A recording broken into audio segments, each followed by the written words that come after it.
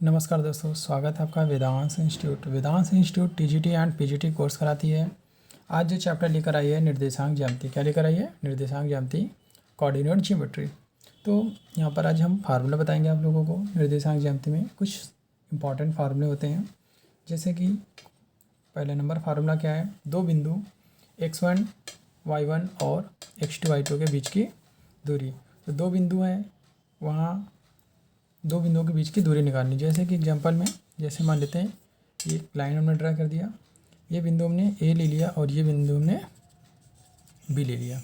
इस बिंदु के निर्देशांक हमने मान लिया x1 y1 और इस बिंदु के निर्देशांक मान लिया हमने, कोऑर्डिनेट मान लिया x2 y2। तो इन दोनों के बीच की दूरी क्या है? इन दोनों के बीच की दूरी हमें पता करना है। तो फार्मूला क्या होता है? फार्मूला होता है x1 minus x2 whole square. आप x2 माइनस x1 भी लिख सकते हैं। x1 minus x2 whole square plus y1 minus y2 का स्क्वायर, और यहाँ पर अंडर रूट लगा देंगे। अंडर रूट के अंदर लिखेंगे x1 माइनस x2 के square plus y1 minus y2 के स्क्वायर। तो ये हमारा एक पहला फार्मूला हुआ जो दो बिंदुओं के बीच की दूरी निकालना जाता है। दूसरा फार्मूला क्या है? विभाजन बिंदु के निर्देशांक। विभाजन दो प्रकार से होते हैं। एक होता है क्या, ये लाइन है, जैसे हम इसी में बता रहे हैं, ये लाइन है और ये बिंदु सी क्या है? इसको दो भागों में डिवाइड कर रहा है।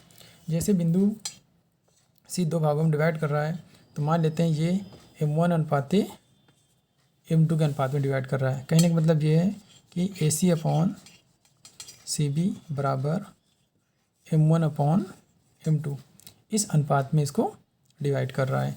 तो बिंदु वही है x1 y1 और x2 y2 और इसका अनुपात दे दिया गया है।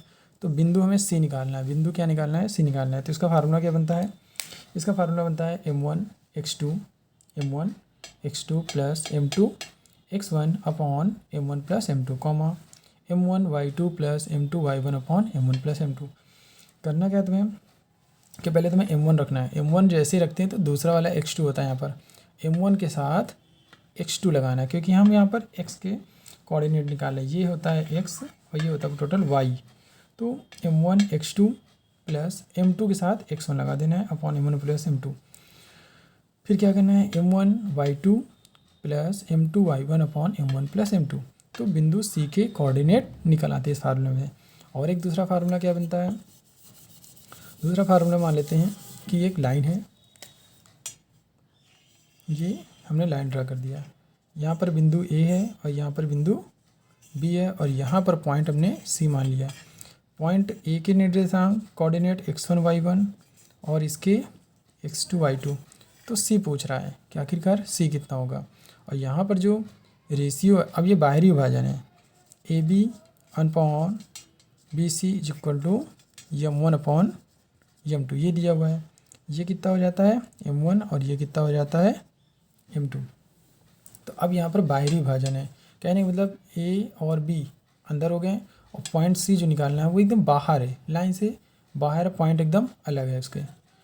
तो यहाँ पर बिंदु C निकालने के लिए क्या फार्मूला होता है? बाहरी विभाजन m1 x2 minus m2 x1 upon m1 plus m2 comma m1 y2 minus m2 y1 upon m1 plus m2। तो ये एक फार्मूला बन जाता है जो पॉइंट C के कोऑर्डिनेट निकालने के लिए होता है। ओके दोस्तों, thank you for watching videos.